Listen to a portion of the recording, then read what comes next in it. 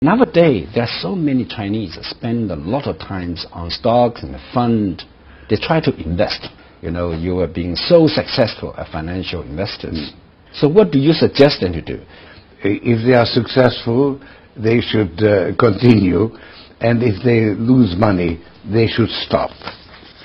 It's interesting, but some studies show that there are many people who continue gambling in the stock market even though they always lose money. If investing becomes a gambling habit, they should stop it.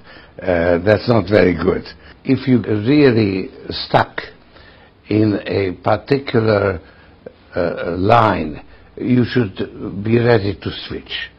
And when I was a young man, I had several false starts in life. And when I got very frustrated, I made a big change. And eventually, I found the way to get ahead.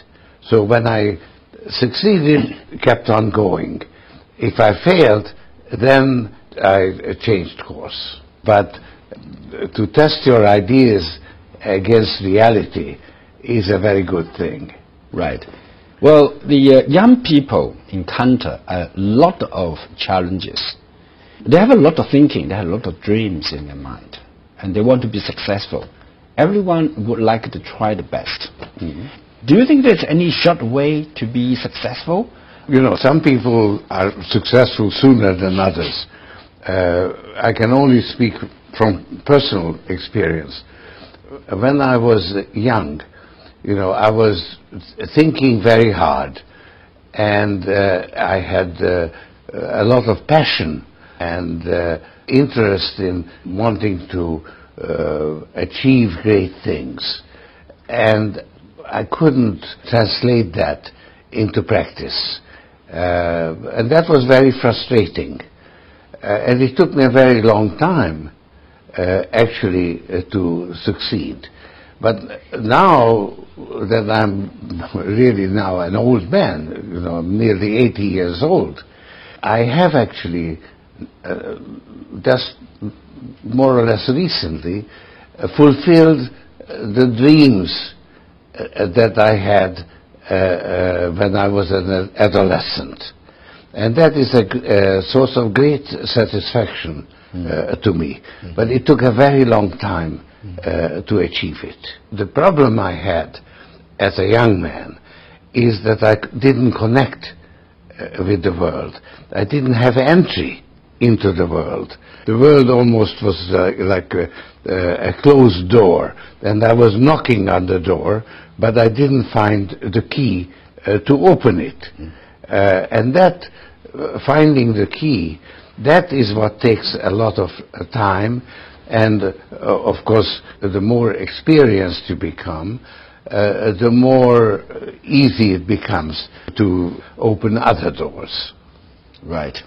Now, when facing this kind of uncertainty, as you said, it's critical to find the right key in order to open the door. But the problem is where you're going to find the key. This is a lot of uncertainty facing. So what can you suggest to Chinese young people when they are making their prediction for their life, for their, for example, job, opportunities, the business is doing, their life changes? There isn't a single way. You see, different people have different abilities, different interests. There was an ancient Greek philosopher who said, know yourself. And that's very good advice. It's not enough to understand the world. You also have to understand yourself. And that's the way forward. Well, recently in China, Chinese publish your recent lectures in Budapest. Yes. Basically, I sum up my view of the world. And of course, I particularly talk about the financial markets because that's where I have the most experience. And the main point is that our understanding of the world in which we live is inherently imperfect, because the people who actually are participating in the world change the world by their thinking, and that is what creates the uncertainty that you have to cope with. It's like a game that you play, the rules of which are to some extent changed by the way you play the game.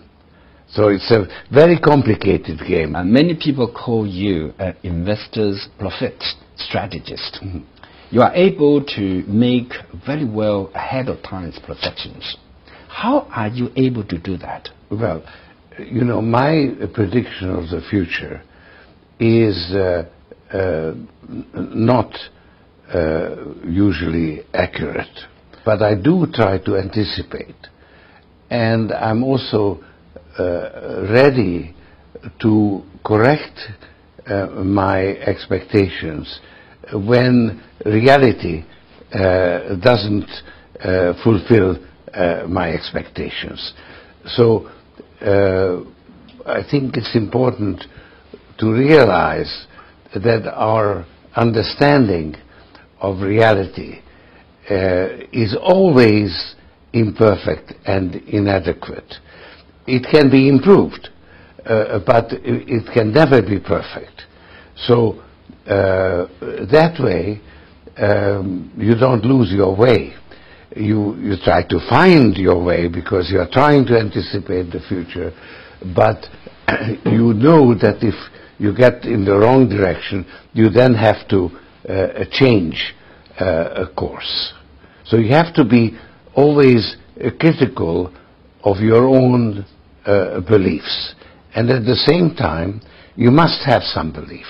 And then we know, reading your books, your biographies, and actually you're applying your philosophies, your philosophical thinking and beliefs that help you making good fortunes in the financial market. Can you suggest Chinese young people, when they study the philosophy? I find that young people in China are more interested in philosophy than, for instance, people in America. And I'm very pleased about that, because I am very interested in philosophy and in understanding how the world works. And I find a lot more interest and similarity in that approach in China than actually in America. People in America are very, very practical, and they don't like abstract thought. Right. And yet, abstract ideas have a very big influence on the world, and so it's important to understand them. But what do you think Chinese young people, what do you find their characteristic from other part? Even if they don't study philosophy, people in China generally have a very high regard for philosophy and high regard for people who actually think about those things. And I like that attitude. And I've recently given a series of lectures where I explained my philosophy, and which is now published in Chinese, and I'm very happy about that. And I hope actually that instead of reading about me and trying to figure out how I make money in the stock market, they would pay more attention to my philosophy. Philosophy by itself will not get you very far. So you have to also engage in something practical. But philosophy is something that is, I think, has to be your view of the world, which you have to establish for yourself. I'm not a philosopher, but I have done a lot of thinking. And that's what I consider philosophy. trying to understand the world in which you live. I think in many ways Chinese students are very well situated because they are not sort of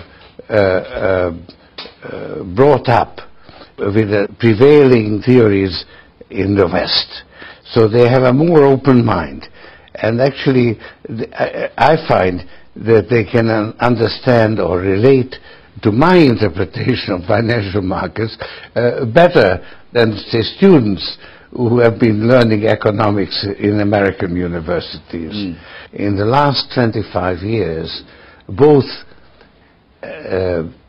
economics as a theory and financial markets as in practice, in reality, have developed in the wrong direction, which have led to the financial crisis that the world has just suffered through.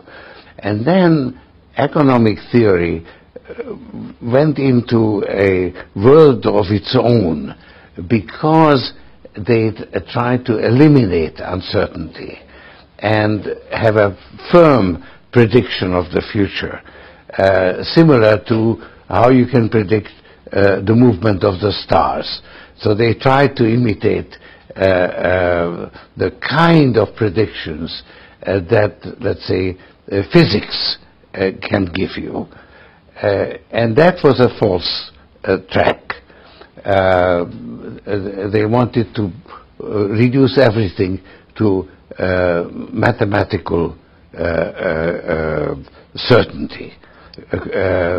And there are uncertainties that can't be quantified. So they became very good in mathematical calculations, but they forgot about reality. Right. So in that respect, I think the Chinese financial system is behind the Western in its development. But because it's behind, it's actually ahead, because it hasn't fully developed in the wrong direction. Okay, based on your understanding and so many times visiting China and understanding Chinese economic development, China economy has been undergoing opening up policy and development. China now is becoming a so-called newly rising economic power star. So what do you think China is going to happen? Near term, the outlook is very good because China has emerged almost untouched by the financial crisis and is therefore in a very strong position. But longer term, the future of China depends on whether China accepts responsibility for dealing with the problems of the world. That the world, generally speaking, is in trouble. You've got global warming, you've got financial turmoil, you've got potential nuclear conflict and so on. Many, many big problems. And now China, which is emerging as a big power in the world, has to address these problems as well. China has many problems of its own, but now it has another problem. So success brings additional burdens, and that's hard to accept. But I think the future of China and the future of the world really depends on whether China accepts this responsibility or not. Mr. Soros, based on your successful life, successful career, there are many, many also rich people in the world. So what do you think yourselves are different from other successful businessmen or investors? Well, I think that I am actually different from most successful businessmen in this respect, that having been successful, I am actually now more concerned with the stability of the markets, with the common interest, than I am with my own. In other words, I'm no longer trying to just make money. So you want the world to become better, more beautiful. Yeah, that's right. And that is, one should be very suspicious about people who say that, because it's very unnatural, you see. I don't say that I am holier than thou, because as a market participant, of course I'm interested in making money. But as a citizen, as a human being, I am concerned about humanity. And it's a very big ambition, but I would like to make the world a better place. And that sets me apart from most businessmen who put their personal interest or their business interest first and the interest of the world second. I've changed that around in my old age. So that is what makes me different, and that is something very, very, I would say, unusual and also very suspicious, because most business, or many businessmen, in order to further their own interests, they tell you that they are acting for the public interest. Okay, thank you so much. Pleasure.